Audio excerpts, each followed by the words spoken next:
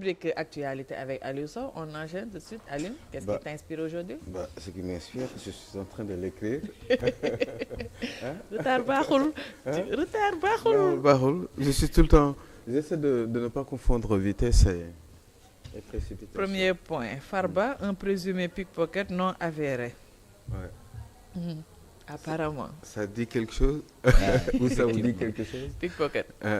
C'est un présumé pickpocket parce que on dit tout donc justement de Farba Ngom. On veut justement l'État, en tout cas le régime actuel, veut à tout prix, à mon sens, accuser Farba Ngom d'être déjà ils l'ont déjà accusé via le procureur de détournement de deniers publics, entre autres. Bon, première étape lañu njëkkoon jaar ak moom. Bon ben ça n'a pas marché parce que génne nañ ko yóbbu nañ ko en détention provisoire bàyyi nañ ko ci biti alors que pendant fukki weer ak benn dañ ko fukki weer ak benn mais ñii di wax noonu dañ may gêné ci réflexion xam xalaat dafa métti. C'est vrai hein Bintou Faye s'il te plaît silence ma chérie silence. Comme ça dina baax tuuti ñu mën a xalaat parce que après day jaxase sa xel bi. Comme moi je n'écris jamais je pense à tout.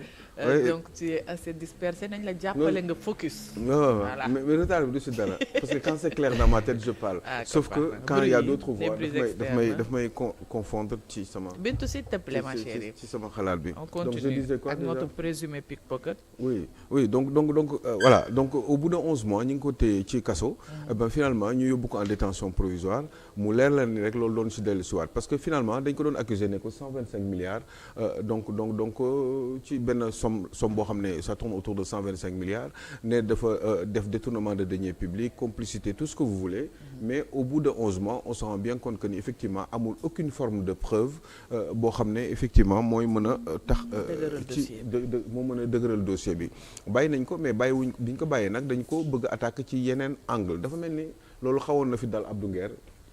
parce que bi ñu ko woowee pour xale boobu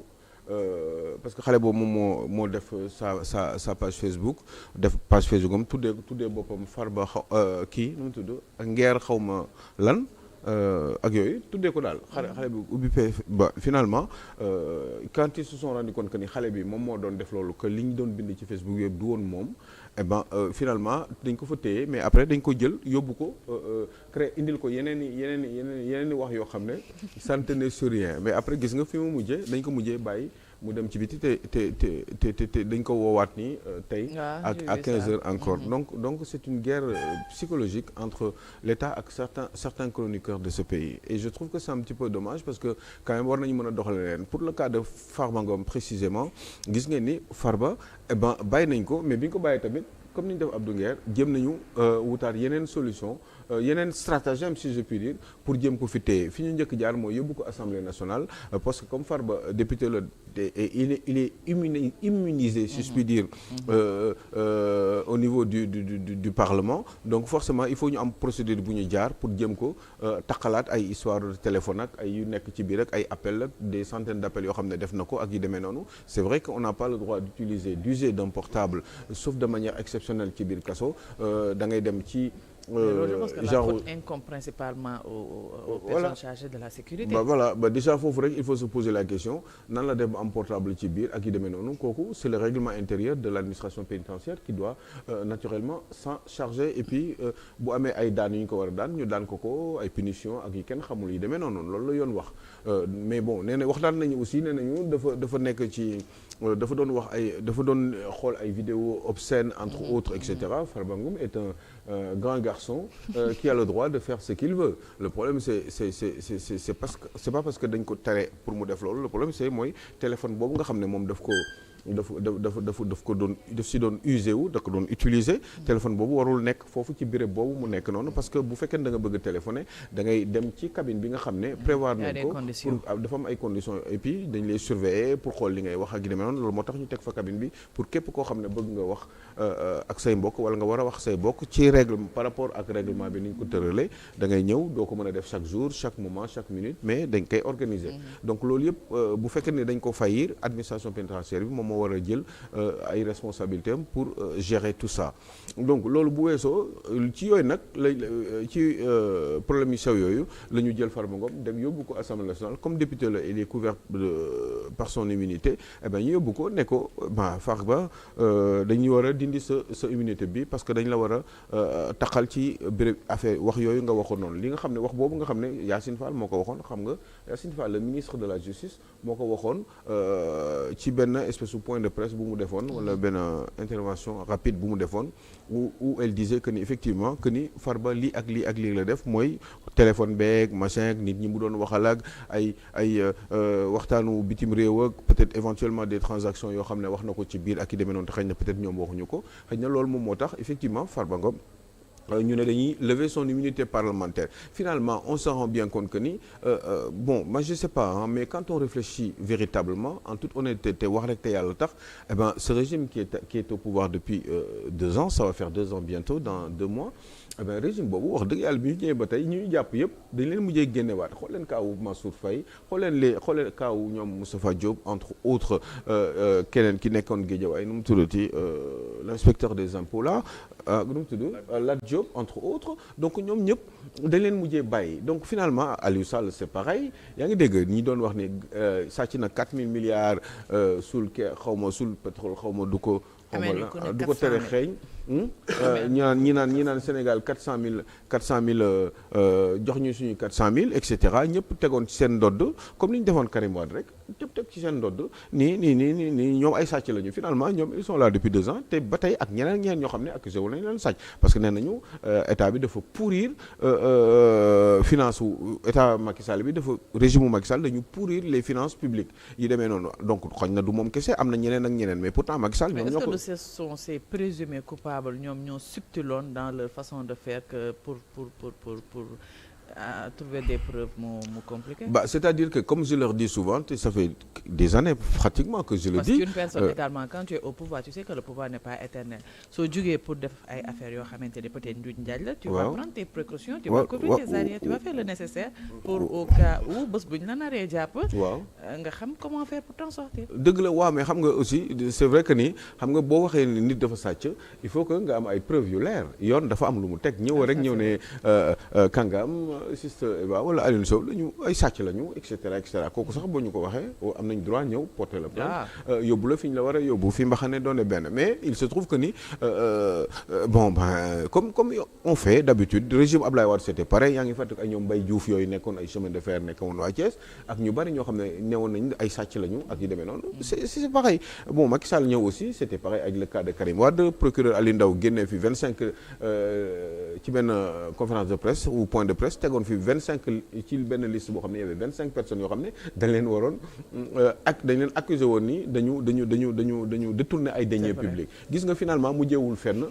ci Karim Wade dañu commencé woon mais kaw Karim Wade bi musul leer parce que finalement il s'est retrouvé au Qatar et on sait les conditions dans lesquelles il est parti en catimini depuis Dakar avec le procureur général donc du Qatar yooyu yëpp mu wóor la ni des fois sénégalais yi est-ce que duñu teg ay deal ci seen kaw te loolu dañ ko war ni mën a comprendre moo tax tey ma choisir ñu waxtaan ci loolu en tenant compte du prétexte ou du cas de Farba Ngom léegi nag Farba Ngom man dama xamul lan la est-ce que c'est parce que Farba Ngom est puissant et trop puissant et que il est effectivement extrêmement riche et que peut-être bu ñu ko bàyyee mu nekk à l'aise avec sa fortune peut-être que ni il serait capable de déstabiliser le régime de Bassirou Diomaye Faye ñoom Ousmane Sonko entre autres moo tax ñu jàpp ko dans le collimateur pour tout prix essayer de le foutre au ñuuf définitivement et puis comme ni ko Ousmane Sonko waxee woon un jour dina def en sorte que ni mu bàyyi politique parce que dootul fii mës a nekkati dootul mës a def politique ou dootul mës a nekkati député yooyu ce sont des menaces qui avaient été proférées sur sa personne waaw yooyu yëpp boo ko boolee nag wax dëgg yàlla day xaw a doon loo xam ne dafa compliqué et des fois moi je me dis que ni parce que man bon waxuma duñ ma mën a nax te waruñu ñu nax waruñu nax sénégalais yi mais je fais tout justement pour réfléchir et partager un petit peu quelques idées avec les sénégalais pour justement davantage mieux les éclairer donc loolu yëpp man daf may jaaxal parce que quand même xaw ma lan moo tax ñu topp Farba Ngom man je le dis man gis nga ñoom ñëpp si Lady Eva man xamuma leen ce sont des gens que je ne fréquente pas ñu si bari musuma wax ak ñoom téléphone. bu fekkee am nga peut-être des questions wala loo bëgg a dolli ci l'analyse de Aliou Sow. xanaa di ziar sama grand rek di ko ziar rek analyse bi delloo ziar déglu nañ ko am na c'est objectif si kaw moom fi mu ko bëgg a jëmale ak ni mu ko bëgg a tërale mais tamit loo gis rek yoon dafa am si xalaatam si analyse am dane le régime Pastef dafa bëgg faagaagal wala sonal un adversaire politique ku mel ni Farba c'est pas normal mais est-ce que faagaagal la parce que justice la ñuy laaj est-ce que faagaagal la justice la ñuy laaj parce que si c'est avéré ñi ñu xalaat ne ñooy faagaagal ñoom tamit dund nañ lu xaw mel ni wala lu pire lii Farba dund man mii waxaa yow dund naa lu xaw a jegeñ loolu wala lu ko mel parce que appartenance moo la conviction politique moo taxoon mais dañuy sant yàlla justice dafa am si réew mi man dama bokk si ñi nga xam ne dañu gëm ne justice am na fi gëm ñi koy doxal boo ñu la oowee ba nga dem si justice boo firnde nee ni li ñu la oowee nekkul si yow wala defoo ko rek da ngay am liberté moom sànq doyen mu ngi koy wax bi muy wax kaawu Mansour Faye parce que un justiciable toujours dañuy teg défense am ak li koy aar li nga ko jiiñ wala li mu def yëpp dañ ko koy jox da koy am Mansour Faye Lat Diop keneen ak keneen ku ñu ci rek am nga droit de défense mais am nga droit tamit lii tax ñu yóbbu la foofu mooy défense bi li tax ñu yóbbu la foofu nga prouver que ne du loolu amul mais ñun tamit am nañ droit xool li ñu moom ni ñu ko dénkoon nuñ ko utiliser waaw parce que bu ñuy xool réew mi ni ñu toll analyse bi ñu def sans appartenance politique wala sans ñu am de façon objective c'est vrai ak objectivité bu ñu la dénkee boo paree da nga war a rendre compte boo rendre compte bu jaaree yoon alhamdulilah bu jaarul yoon tamit dafa am des sanctions ça doit être des sanctions pécuniaires ou justice wala ça dépend mais lépp lu su mënti demee rek na jaar yoon au bénéfice du citoyen ou des Sénégalais yi la dénkoon. Absolument. Moi qui vous parle j'ai été responsable dans un bureau de poste avant ngay dugg dañ lay xool saytu la jox la li nga lay jox booy génn dañ lay saytu kon sàkkatuma nga yor ministère wala nga yor ay milliards nga koy gérer si loolu la koy xalaat li nga koy def su normal buñ la arrêté tamit dafa normal fekkee ne dañu xalaat ne def nga loolu ñaawteef man arrêté woon nañu si politique pour des raisons politiques actuel président dañ ko arrêté woon def na plus de 11 mois c'est vrai premier ministre ainsi de suite bi ñu naree lim day bari parce que on était plus de 2000 yu ñu arrêté woon waxuñu ne ñun defuñu dara waxuñu ne tamit mais tamit yoon bu la libéré comme ni mu wax sànq dañ koy nangu d'accord yoon am na si réew mi de ok man noonu laa gëm non c'est bien c'est bien et pratiquement dégg naa bu baax li sama sang bi wax mais bon j'ai compris que ay vœux pieux la parce que quand même mbir yi kenn mënu leen jaxase kii yàq wala kii wax lu ñaaw président actuellement bi nekk président de la République du Sénégal dafa saaga magistrat yi moo tax ñu yóbbu ko kaso bokkul bii dañu accuser benn doomu jàmbur boo xam ne dañ ko téye ci kaso fukki weer ak benn keneen ki ñu téye ko fukki weer ak ñeent ak ñaari weer ba pare mujjee ko génne bàyyi ko mu dem yoonam man loolu laay wax ba pare boo seetee quand même nañu waxante dëgg te yàlla tax sama sang bi mooy bi ñu ñëwee ci réew mi ñoom bi ñu ñëwee ci réew mi ba tey est-ce que gis nga kenn ku ñu yàpp ba pare gis ay preuves par rapport ak accusation première yi nga xam ne moom la procureur tegoon ci ndoddam chambre d'accusation bërki démb la ne Farba Ngom 125 milliards yooyu yëpp amul benn importance. man dañ ma jàppoon. non waxuma yow xam nga aussi yaa ngi may wax yow man je parle de Farba Ngom. 2000 et quelques la ñu woon. non mais 2000 et quelques non mais yow tey jii nii. da nga wax ñett da nga wax ñett ne est-ce que gis non bul confondre bàyyi ma yeggali mu gaaw dégg naa li nga wax nga ko ñaari yoon xaw ma ñetti yoon non wax nga ko ñetti yoon loolu dégg nañ ko du problème ñun fekkee nañ ko aussi xam nañu waxuñu tey jii nii laa wax tey man Alioune Sow wala Cissé Eva wala Kangam wala yow ku fi def loo xam ne dafa warul yoon Bassirou Diomaye Faye ak ñi ngi yor nguur gi ak justice dañ la war a tëj ci kaso bi loolu laa d'accord ku fi saaga wala ku fi toj yëfu jàmbur wala ku yàq BRT dañ lay tëj ci kaso bi loolu mooy dëgg tey jii nii ku ko defoon Bassirou Diomaye Faye moo lay njëkk a tëj xam nga moom moo yor nguur gi de te moom mosoon nañu ko tëj ci erreur bu mu defoon léegi mu nekk président de la république tey keneen ku ko def Bassirou ci boppam moo lay tëj moom ci kasom yaa ngi dégg ñi taaloon bibliothèque bi nekk université Cheikh Anta Diop koo ci tey ji nii ku taalaat bibliothèque am na ñoo xam ne tey ji nii ñi doon xuloo fan yi passé bërki démb ci université jàpp nañ ci tëj leen loolu mooy yoon mooy dëgg parce que ku yàq dañu lay tëj yaa ngi dégg wala ku ñu présumé da nga yàq dañu lay tëj loolu la ñu wax mënuñu confondre benn nit boo xam ne dañu ne da nga sàcc bu dee kaawu Farba Ngom musul diriger état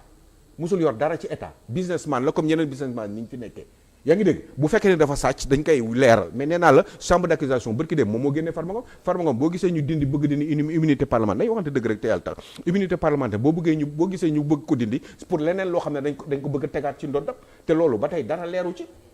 amuñu fu ñu mën a gisee ni Farba Ngom téye na affaire état détournement de deniers publics kan mooy détourner deniers publics bu fekkee ne xaalisu Tahirou Sarr bi la xaalis boobu ñu ko jox Tahirou Sarr bu fekkee dafa am ay nitam yoo xam ne day liggéey ak moom état moo ko fay xaalis bi trésor public la jóge donc amul détournement de deniers publics dañuy waxante dëgg te yàlla tax détournement de mënul fa am moo tax chambre d'accusation bi li mu def loolu ñëpp ñi xam tuuti xam nañu loolu mënul woon nekk moo tax ñu génne ko yóbbu ko détention provisoire léegi Farba Ngom ci leneen lañ ko bëgg a dugalaat te loolu moo dul yoon moo tax ma doon joxe yeneen exemple yi Lat Diop xaw ma leen man xawma leen musuma leen gis ci télé laa leen di gisee comme ñëpp mais aussi doomu Sénégal laat damay réfléchir di bàyyi xel di jéem a fexe def sama kamtalaay kàttan yàlla rek a tax may wax dëgg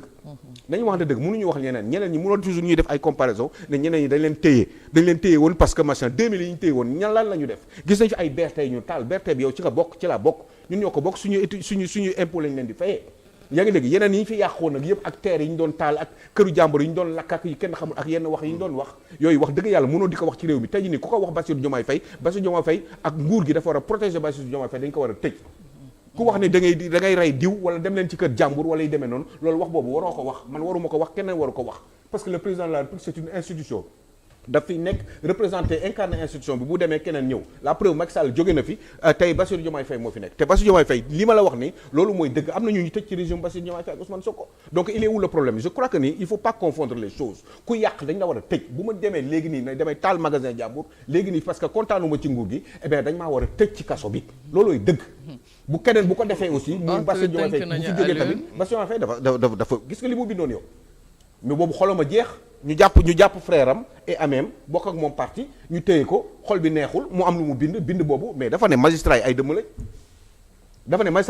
dañuy bëgg a rey Ousmane Sonko fees ko jox ko Macky Sall mu lekk. ëpp na. waaw léegi déet non man du ma wax lu amul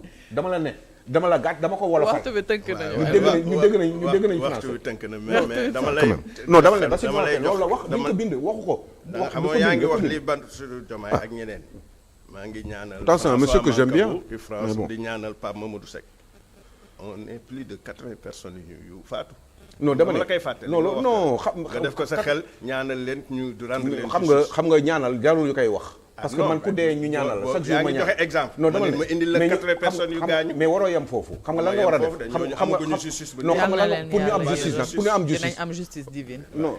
justice divine bi balaa ñoo yegg ci justice divine bi xam nga lan la war a def justice su àdduna tey ji nii jox nañ possibilité nguur gi nii ñu leeral lépp bu ñu dindee amnistie bi ñu xam kan moo rey yow li nga war a wax tey ji nii mooy dañu dindi amnistie bi parce que ñoom ñoo ko promettroon premier ministre delluwaat assemblée nationale déclaration de politique générale mu ne bëggul loolu am na wala amul yow loolu nga war a wax mais bul wax leneen 80 yooyu yàlla na leen yàlla yërëm loolu chaque jour ñu wax ko chaque jour ñu ñaan ko fu kenn nekkul waaye nag nañu waxante dëgg li ñu waxante dëgg mooy lan mooy ñoom am nañu lépp li taxoon ñu gënoon bëgg assemblée nationale bi ñu gagné présidence de la république moom moo doon c'était pour lan c'était pour lépp lu ñu promettroon ñu def ko est-ce que gis nga est-ce que li ñu promettre def nañ ko yow waxal ñu di amnistie bu ñu ko dindi rek lépp leer ñoom ñoo yor carte en main yi mais mun nañ leeral lépp mun nañ xam sax ndax Macky Sall moo rey man loolu dama bëgg ñu leeral ko parce que man xamuma yow xamuloo yàlla rek a xam. boo bëggee xam di nga xam de. merci beaucoup yow doo ma ne loolu yëpp ñu lay xam pour wax la. non déedéet bu ko sori bul sori monsieur. non xam nga lan waroo sori xam nga tax waroo sori. waaw déglu ma rek non dama ne man yooyu non yooyu yëpp ay tour la rek yooyu ay tour la justice justice mooy régler problème mu réew mi justice moo koy régler te justice boobu ñoom ñoo ko téye te lenn kese loo xam ne bu ñu ko lijjantee lépp leer ñu xam ndax Macky Sall moo rey ñu xam ndax yow dañ la tooñ ñu xam ndax dañu tooñ keneen et cetera te pour loolu il faut ñu lever amnistie mais il faut justice. non yow du yaay baale yow balaa ñoo baale personnellement. non merci beaucoup Aliou Sow l'avocat de Farba Ngom merci. non ban avocat non bu ma waxati loolu non du ma non ban Farba Ngom non du ma avocat Farba Ngom man faale ma leen mais quand même Sénégal moo ñu tax a jóg te wax dëgg yàlla justice la bëgg man défendre Farba boo ma ko défendre dina baax de. défendre Farba mais fu ma défendre Farba mais j'ai dit la vérité mais Farba ba léegi nee naa la xanaa kon chambre d'accusation daf ko défendre ñoom ñoo ko génnee ne ko 125 milliards yi gisuñu dara xaalis bi fa du détourné waaw moom lu mu doon waat dem mooy gars yi nee nañ kaamin bi matul de non mais yooyu yëpp waxu kii la xam man je suis très sérieux dama ne la justice juste 30 secondes ngir yàlla war a suul dama bëgg mu leer man ñooñu sëñ bi musuma leen a gis musuma toog ak ñoom musuma leen sax seen laa wax xam nga koo seenul musuma leen gis télé laay waxee waaye nag Sénégal moo ñu tax a jóg. man yaa ngi may gis de te si victime yi la. non waxu ma yow victime la léegi man dama bëgg victime boobu dama bëgg ñu faj ko. da nga défendre ma comme ni nga défendre. non mais dama bëgg ñu xam ndax déggu la xanaa dama bëgg ñu xam ndax. bi nii damay ut oto ñu jàpp ñaan yàlla yegg si. non dama bëgg xam dama bëgg. sànq maa ngi lay wax ne dama def départ. non bul wax de yooyu bokkatuñ ko loolu passé na. non dañu xam nga dañuy on perd le temps pour rien. ça sert à rien. non je veux clôturer mais pour ma clôturer non xam nga man comprendre naa ko ak ñeneen ak ñeneen ñoo xam ne gisuñu leen mais man li ma bëgg xam man dama bëgg xam ndax Macky Sall dafa la tooñ wala déet. bu fe non loolu pour dama liggéey wàcc ñu. merci non beaucoup déedéet loolu yëpp pour xam ko nag pour leeral ko xam surtout 80 personnes yi ñan moo leen rey il faut que ñu lever amnistie bi nañ dindi amnistie dina am. non mais lu tax ñemee wu ñu wax nañ lever amnistie bi. waaw d'accord mais amnistie mooy régler problème bi. suba dinañ ci gën a taxaw. wala boog bàyyi la nga clôture. ñu ñëw rek non mais c'est terrible non pour mu régler nañ lever amnistie bi waxal ñu lever amnistie bi bu ñu ko lever yow ñoom ñoo yor nguur ñoo yor lépp ñu régler problème bi définitivement. merci beaucoup yëpp dina mat bu c'est pas dans 2 ans que lañ koy lijjanti ñu bàyyiwaale ci xel homosexualité bi parce que boobu tamit problème la loi criminelle. parce que nag wax jëf man d'accord uma ci ñu lever ko homosexuel man bëgguma ñu def criminalisation. ñu criminaliser ko. waaye nag boo promettre dara parce que da nga kaa gëm wala. parce que promesse bi nag dana woon si je suis élu président il n'est pas élu président il est premier ministre. donc c'est la faute à Diomaye. ok d'accord on attend 2029. merci beaucoup Aliou Sow comme ça Diomaye va partir et puis peut-être que mu remplacer ko moom xam naa il fera mieux. non moom la si yoon bi de. waaw voilà xam nga Diomaye moom baaxul. merci. pourtant c'est un monsieur qui est extrêmement intelligent moi je trouve. ñoo ko formé. merci beaucoup ñu ngi lay remercier bu baax a baax pour ton intervention toujours aussi pertinente c'était très riche voilà merci di la bàyyi nga. yal na yàlla sàmm la. mais c'est bizarre ñoom ñëpp dañ may faa. dañ lay faa waaye bëgguñ nga laal seen. waaye bëgg mooy ñu laal seen leader ndeysaan seen xol bi la rek. mbëggeel ma mel noonu mais nag en même temps aussi ñun il faut qu'on dise la vérité. parce que tamit bu fekkee nañ fi naa toog te waxuñu dëgg amul benn njëriñ donte metti na. nañ la faawee sax. waaw mais xëy na peut-être bañu ma Diomaye xëy na bañu ma Sonko aussi ñoom xamuñu si dara xëy na sama liggéey rek laa def. non bañ sax amu fi place. franchement. mais non man du ma leen tu wax peux ne pas être d'accord avec sa façon de faire. bah oui. non c'est que il faut qu'ils arrêtent à un moment donné et qu'ils disent la vérité aux Sénégalais sant leen bu baax a baax di leen gërëm j'espère que j'ai bien travaillé mais surtout mais nag xam nga yow man waa Pastef laay laaj ndax j'ai bien travaillé. xam nga ne duñ la ko mos a non peut-être que s'ils sont objectifs peut-être qu'ils pourraient penser que ni am na yoo xam ne au moins am na as tuut loo xam ne wax naa ko muy dëgg parce que man sama recherche sama xeex effréné mooy wax dëgg et bëgguma juum quoi et bëgguma aussi ku ma nax. yàlla na yàlla sàmm. yàlla na yàlla suturaal yàlla na yàlla dëgëral suñu cër. yàlla mosal ñu seytaane ak pexem noonu yàlla faj aajo yi di ziar bu baax Penda Diallo Gueye di bàyyi xel bu baax a baax ci sama yaay ju baax jooju nekk fële sa Thiès di maman Ndeye Thiam di ko ñaanal yàlla mu gudd fan am beaucoup de bonheur yàlla faj aajo yi may ko mbégte ci biir njabootam moom Thiam yàlla na ko yàlla sàmm et puis di nuyu sama yaay aussi bu baax a baax yow Thiaw yàlla nga gudd fan yàlla nga gudd fan yàlla nga gudd fan yàlla nga ànd